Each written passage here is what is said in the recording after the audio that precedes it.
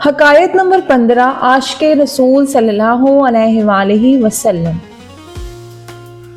جان نے جب مرغابی ہونے کا دعویٰ کر دیا ہے تو پھر طوفان بلا سے اس کو کب گلہ و فریاد ہے۔ مرغابی طوفان سے مغلوب نہیں ہوتی بلکہ موجوں کے نشیب و فراز پر غالب رہتی ہے۔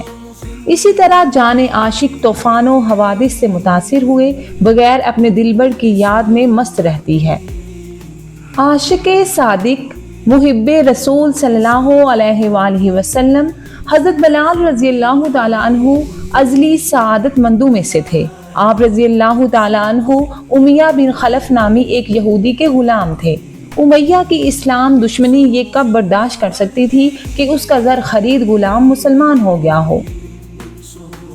میخانہ و وحدت کا یہ مستانہ کیف و مستی میں کھویا رہتا تھا۔ حق تعالیٰ کی محبت نے کلمہ توحید ظاہر کرنے پر انہیں مجبور کر دیا۔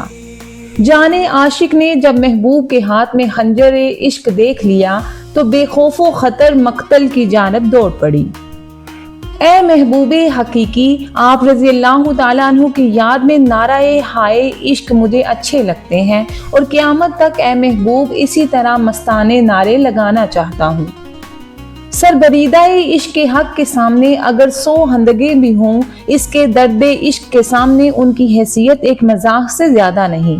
اس کی ایک تڑپ تمام ہندکوں کو عبور کر لیتی ہے۔ اس کا درد باطن ظاہری تکالیف سے بے نیاز ہو جاتا ہے۔ حضرت بلال رضی اللہ تعالی عنہ کا نعرہ عہد لگانا تھا۔ اس یہودی کا غیظ و غضب ان پر ظلم اور زد و کوب کی صورت میں برس پڑا۔ آپ رضی اللہ تعالیٰ عنہ کو اتنا مارا کہ لہو لہان کر دیا، پھر گرم ریت پر لٹا کر گھسیٹتا اور کہتا کہ آئندہ وحدانیت کا نعرہ لگانے کی جرات نہ کرنا۔ حضرت بلال رضی اللہ تعالیٰ عنہ بازبان حال عرض کرتے، آپ صلی اللہ علیہ وآلہ وسلم کی محبت کے جرم میں یہ کفار مجھ کو قتل کر رہے ہیں اور شور برپا کر رہے ہیں۔ اے محبوب حقیقی، آپ بھی آسمان دنیا پر تشریف لائیے اور اپنے عاشق کے اس تماشا کو دیکھیے کہ کیسا اچھا تماشا ہے۔ ایک دن حضرت ابو بکر صدیق رضی اللہ تعالیٰ عنہ کوچہ یار امتحان گاہ عشق سے گزر رہے تھے۔ حضرت بلال رضی اللہ تعالیٰ عنہ خستہ حال اور لہو لہان حالت میں عہد عہد کا نعرہ لگا رہے تھے۔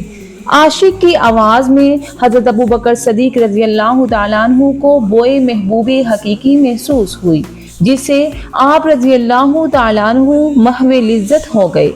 حضرت بلال رضی اللہ تعالیٰ عنہ کی اس مظلومیت کو دیکھ کر حضرت ابو بکر صدیق رضی اللہ تعالیٰ عنہ کا دل تڑپ گیا اور آنکھوں میں آنسو آ گئے۔ آپ رضی اللہ تعالیٰ عنہ عاشق زار کو کہنے لگے کہ تم دل میں اللہ کو یاد کر لیا کرو، اس موذی کے سامنے ظاہر مت کیا کرو کہ یہ ملعون ناحق تجھے ستاتا ہے۔ چند دنوں کے بعد پھر حضرت ابو بکر رضی اللہ تعالیٰ عنہ کا ادھر سے گزر ہوا، دیکھتے ہیں کہ پھر وہی ماجرا ہے، یہودی ان کو بری طرح زد و کوب کر رہا ہے۔ حضرت بلال رضی اللہ تعالیٰ عنہ کا جسم تو اس ظالم یہودی کے سامنے زخم خوردہ تھا، لیکن ان کی روح حق تعالیٰ و شانہ کی بارگاہ قرب میں مست و خواب عشق ہو رہی تھی اور بہار لازوال لوٹ رہی تھی۔ حضرت ابو بکر صدیق رضی اللہ تعالیٰ عنہ نے پھر نصیحت فرمائی کہ بھائی کیوں اس ظالم کے سامنے نعرہ مست لگاتے ہو، دل میں خاموشی کے ساتھ عہد عہد کہتے رہا کرو۔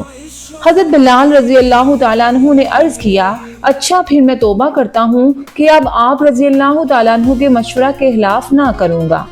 اس مقام پر مولانا روم رحمت اللہ علیہ فرماتے ہیں، باز پندش داد باز اور توبہ کرد، عشق آمد توبہ اورا بخورد۔ جب پھر حضرت ابو بکر صدیق رضی اللہ تعالیٰ عنہ نے ان کو سکونت و اخفا کی نصیحت فرمائی تو حضرت بلال رضی اللہ تعالیٰ عنہ نے پھر توبہ کی، لیکن جب عشق آیا تو ان کی توبہ کو کھا گیا، یعنی توبہ ٹوٹ گئی۔ عاشق کو ذکر محبوب کے بغیر کب سکون ملتا ہے۔ حضرت بلال رضی اللہ تعالیٰ عنہ ہزارہ مصائب و آلام کے باوجود دراز عشق کو محفی نہ رکھ سکے۔ عشق خونی جب اپنا چلہ کمان پر چڑھاتا ہے، اس وقت ہزاروں سر ایک پیسے کے عوض بک جاتے ہیں۔ حضرت صدیق اکبر رضی اللہ تعالیٰ عنہ نے متعدد بار نصیحت فرمانے کے باوجود جب ہر بار یہی ماجرا دیکھا کہ وہ یہودی ظلم کر رہا ہے اور حضرت بلال رضی اللہ تعالیٰ عنہ عہد عہد کا نعرہ مستانہ لگا رہے ہیں، تو اس صورتحال کو رحمت للعالمین صلی اللہ علیہ وآلہ وسلم کے سامنے پیش کیا۔ حضرت بلال رضی اللہ تعالیٰ عنہ کے مصائب سن کر آپ صلی اللہ علیہ وآلہ وسلم کی آنکھیں اشکبار ہو گئیں۔ حضرت ابوبکر صدیق رضی اللہ تعالیٰ عنہ نے عرض کیا، حضور اگر حکم ہو آپ کا یہ خادم انہیں خرید لے۔ حضور اکرم صلی اللہ علیہ وآلہ وسلم نے فرمایا، حضرت بلال رضی اللہ تعالیٰ عنہ کی خریداری میں میری بھی شرکت ہوگی۔ اس کالے جسم میں اللہ تعالیٰ اور اس کے رسول صلی اللہ علیہ وآلہ وسلم کی محبت کا ایسا نور جلوہ گر ہو گیا تھا کہ حضور اکرم صلی اللہ علیہ وآلہ وسلم بھی اس کے خریدار ہو گئے۔ ایمان اور عشق نے انہیں انمول بنا دیا۔ حضرت بلال رضی اللہ تعالیٰ عنہ کیف و مستی سے سرشار نیم مدہوشی کے عالم میں عہد عہد کے نعرے لگا رہے تھے اور وہ ظالم یہودی آپ رضی اللہ تعالیٰ عنہ پر ظلم و ستم کے پہاڑ توڑ رہا تھا۔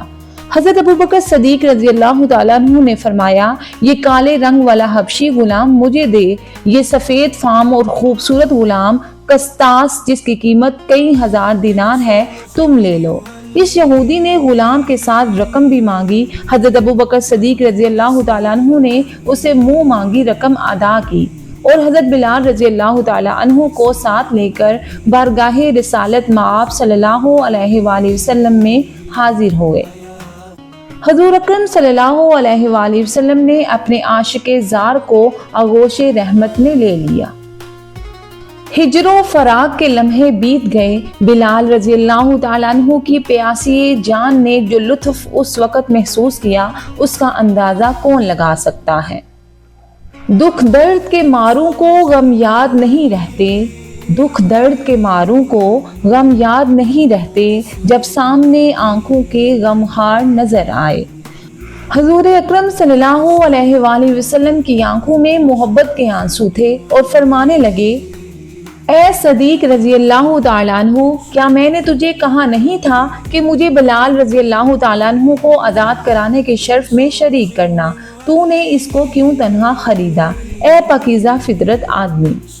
حضرت ابوبکر صدیق رضی اللہ تعالیٰ عنہ نے عرض کیا، یا رسول اللہ صلی اللہ علیہ وآلہ وسلم، میرے ماں باپ آپ پر قربان، میں اور بلال رضی اللہ تعالیٰ عنہ آپ کے ادنا غلام ہیں اور میرا سب کچھ تو ہے ہی آپ کا۔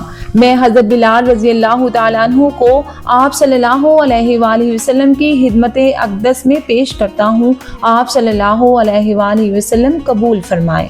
الہی کیا شان ہے تیرے نام کی، کن ناقابل تصویر قوتوں کا مخزن ہے تیری ذات پر ایمان، کیا عظمتیں ہیں تیرے محبوب کے توقے غلامی کی، جن کو یہ سرمدی نعمتیں تو ارزانی فرماتا ہے۔ وہ ذرے ہوں تو رش کے آفتاب بن جاتے ہیں، وہ قطرے ہوں تو سمندر کی بےکرانیوں کے امین بن جاتے ہیں، وہ غلام ہوں تو دنیا کے کچکلا ان کے باج گزار بن جاتے ہیں۔